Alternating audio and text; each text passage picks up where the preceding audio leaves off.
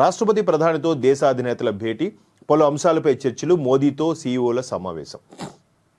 అంటే ఈ కరచాలను పట్టుకోవడం ఇవన్నీ చూస్తే అంటే భారతదేశం మీద ఇతర దేశాలకి ఎంత మక్కువ ఉంది, భారతదేశంతో సత్సంబంధాలు మేబీ వ్యాపార దృష్టిలో అవ్వచ్చు, లేదంటే భారతదేశంలో ఉండే నాణ్యమైన పనితనం కావచ్చు, ఇక్కడ ఉండే అత్యధిక యువత కావచ్చు, వాట్ ఎవర్ ఇట్ మే, అంటే మేబీ తక్కువకే మ్యాన్ పవర్ దొరుకుతుందనే ఒక ఆలోచన కూడా అయి ఉండొచ్చు. కానీ దాన్ని సద్వినియోగం పరుచుకునే దిశగా ఈ ఇండియా ఏఐ ఇంపాక్ట్ సమ్మిట్ ఏదైతే 2026 నడుస్తుందో అది ఒక విధంగా గ్రాండ్ సక్సెస్ అయిందనే చెప్పాలి. మదర్ ఆఫ్ ఆల్ డీల్ తర్వాత Republic Day next day mother of all deals కుదుర్చుకున్న తర్వాత యూరోపియన్ సమాఖ్యతో ఇది సమ్మిట్ చేయడం కూడా చాలా అద్భుతమైన అవకాశంగా చూస్తోంది. పైగా ఏఐకి సంబంధించి భారత్లోనే ఎక్కువగా అవకాశాలు కూడా రాబోయే రోజుల్లో రాబోతున్నాయి. ఇక్కడ నుంచి విదేశాలకు వెళ్ళి ఉద్యోగాలు చేసుకోవడం కాదు, విదేశాల నుంచి ఎక్కడికి ఉద్యోగాలు చేసుకోవడానికి వచ్చే అవకాశం కూడా త్వరలోనే ప్రారంభం కాబోతుంది. ఇక్కడ చూడొచ్చు, ఏఏ సమ్మిట్లో పాల్గొనేందుకు భారత్కు వచ్చిన పలువురు దేశాధినేతలతో గురువారం ద్రౌపది ముర్ము రాష్ట్రపతి గారు, అలాగే ప్రధానమంత్రి మోదీ గారు సమావేశమయ్యారు. స్లోవేకియా, సెర్బియా, ఎస్థానియా అధ్యక్షులు పీటర్ అలాగే అలెగ్జాండర్ అలార్కరిస్తో రాష్ట్రపతి సమావేశమయ్యారు. ప్రధాని మోదీ స్విట్జర్లాండ్ అధ్యక్షుడు గై పర్మెలిన్, నెదర్లాండ్స్ ప్రధాని డిక్ స్కూఫ్లతో భేటీ అయ్యారు.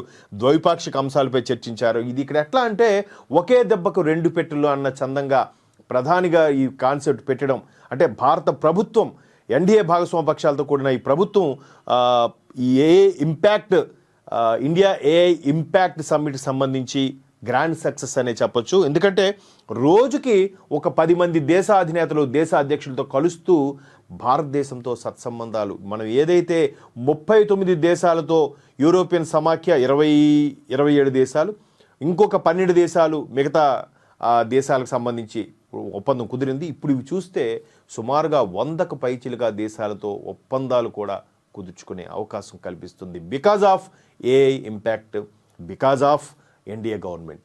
సో ఇది ఒక గ్రాండ్ సక్సెస్ అనే చెప్పాలి. అయితే దీంట్లోనే ఇంకొక వార్త కూడా మనం ఇక్కడ హల్చల్ అవుతుంది. ఏఐ సదస్సు సంబంధించి ఒక ప్రధాన పత్రిక ఏం చెప్తుందంటే, కలవని చేతులు కూడా ఇక్కడ ఒకే వేదిక మీదకి వచ్చాయి. ఏఐలో పోటాపోటీగా ఉండే 2 దిగ్గజ కంపెనీలు ఒకే వేదిక మీదకి రావడం, అది కూడా దానికి భారతదేశం ఆతిథ్యం ఇవ్వడం, ఢిల్లీలో ప్రధానమంత్రి మోదీ గారు చేతుల మీదుగా వాళ్ళిద్దరూ కలవడం అనేది కూడా ప్రపంచ దేశాలన్నీ కూడా నివ్వెరపై చూస్తున్నాయి. ఆ వార్త ఒక ప్రధాన వార్తాపత్రికలో చూడొచ్చు.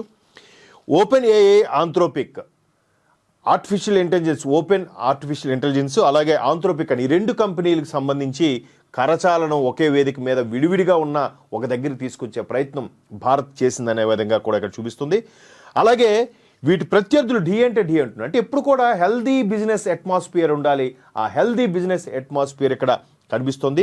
వాటి సీఈఓలు శామ్ ఆల్ట్మన్, దరియో ఆముదే గురువారం ఒకే వేదిక వచ్చారు. కానీ చేతులు కలిపేందుకు మాత్రం ససేమిరే అన్నారు. ఈ ఇబ్బందికర క్షణాలకు ఢిల్లీలో జరుగుతున్న ఏఐ ఇండియా ఇంపాక్ట్ సదస్సు వేదిక అయింది. అంటే వాళ్ళు వ్యాపారం, అంటే ఒకే ప్రోడక్ట్ ఇద్దరు లాంచ్ చేసినప్పుడు ఖచ్చితంగా పోటీ ఉంటుంది. సో ఆ పోటీ కూడా ఆరోగ్యకరమైన పోటీ ఉండేలాగా భారత్ ఈ సమ్మిట్కి ఏర్పాటు చేసిందని చెప్పాలి. ప్రధాని మోదీ సదస్సును ఉద్దేశించి ప్రసంగించిన అనంతరం టెక్క దిగ్గజాలంతా వేదికపైకి వెళ్లారు. గ్రూప్ ఫోటో సందర్భంగా అందరూ చేతులు కలిపి పైకెత్తారు. యాదృచ్ఛికంగా పక్కపక్కన నిలబడ్డ ఆల్ట్మన్, అముదే మాత్రం అందుకు నిరాకరించారు. ఎవరికి వారు విడిగా పిడికిలు బిగించి పైకెత్తి సరిపెట్టారు. పైగా నిలబడ్డంతసేపు ఇద్దరూ చాలా అసౌకర్యంగా కూడా కనిపించారు. ఈ దృశ్యం సోషల్ మీడియాలో తెగ వైరల్ అవుతోంది. అనంతరం ఈ ఉదంతపై ఆల్ట్మన్ స్పందించారు. నేను అయోమయానికి గురయ్యాను, ఎందుకంటే ఆ సమయంలో ఏం చేయాలో నాకు తెలియలేదు. మోదీ నా చేతిని పట్టుకుని పైకెత్తారు. దాంతో ఏం జరుగుతుందో కాసేపటి దాకా అర్థం కాలేదని చెప్పుకొచ్చారంట. ఇక చూడండి, I didn't know what was happening on stage. I was confused.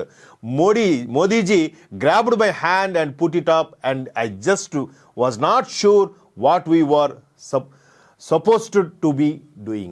అంటే ఏం చేస్తున్న ఆ క్షణం అర్థం కాలేదు, అందుకు అయోమయానికి గురని చెప్పారు. కానీ పోటీతత్వం వల్ల వాళ్ళు ఎందుకో మింగిల్ అవ్వలేకపోయారు అనేది కూడా ఇక్కడ ఒక ప్రధాన వార్తగా చూడొచ్చు. ఆయన ఏ విధంగా ఉన్నారు, పక్కపక్కనే ఉన్నప్పటికీ కూడా చేతులు పైకెత్తారు.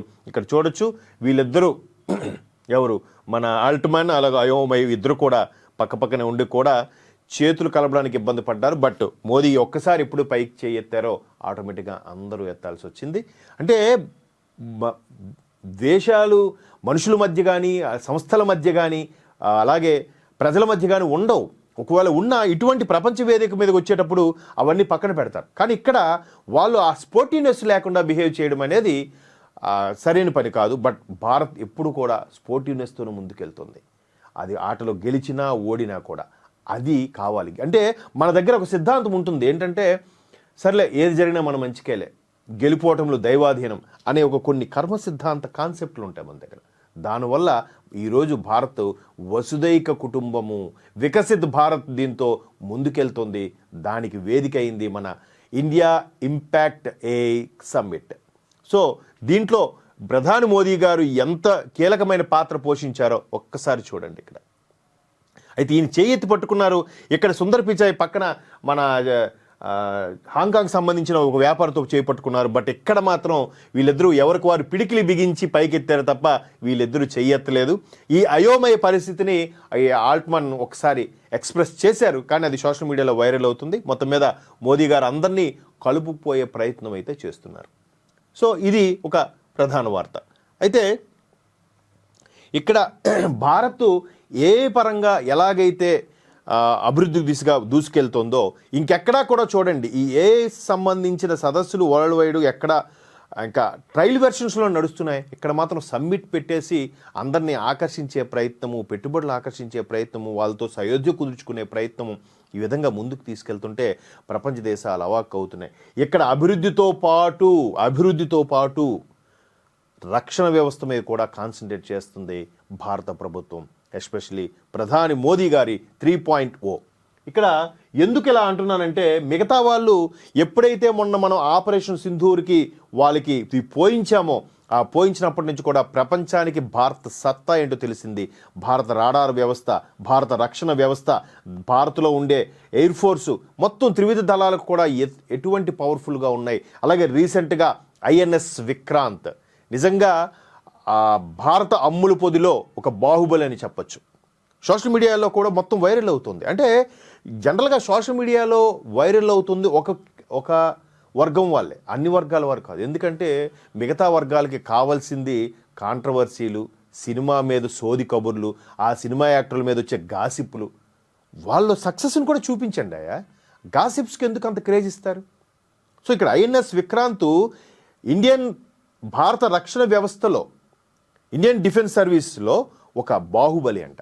సో అలాంటి ఈ రక్షణ వ్యవస్థని బలోపేతం చేస్తుంది. రీసెంట్గా రష్యా యుద్ధ విమానాలకు సంబంధించి కానీ, అలాగే జర్మనీ యుద్ధ విమానాలకు సంబంధించి కానీ సుమారుగా 1,60,000 కోట్ల రూపాయలు భారత ప్రభుత్వం వెచ్చించిందంటే ఇట్స్ నాట్ ఏ జోక్, చిన్న విషయం కాదు అది. నిన్న ఒక 2 రోజుల కిందట విశాఖపట్నం నేవీలో విన్యాసాలు చూస్తే INS విక్రాంత్ అక్కడ పార్టిసిపేట్ చేసింది. భారత రాష్ట్రపతి ద్రౌపది ముర్ము గారికి గౌరవ వందనం కూడా స్వీకరించింది.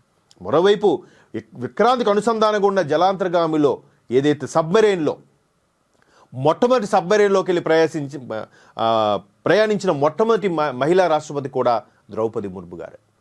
చూడండి అసలు ఎంత ఈ మోదీ 3.0లో దానికి అనుసంధానంగా ఉండే రాష్ట్రపతులు కానీ మిగతా మంత్రులు కానీ ఎంత ఇంపాక్ట్గా భారత్కి ఉపయోగపడుతున్నారో, భారత్ యొక్క ఖ్యాతిని పెంచడానికి అహర్నిశలు శ్రమిస్తున్నారన్నది మనకి ఇక్కడ అర్థమవుతుంది.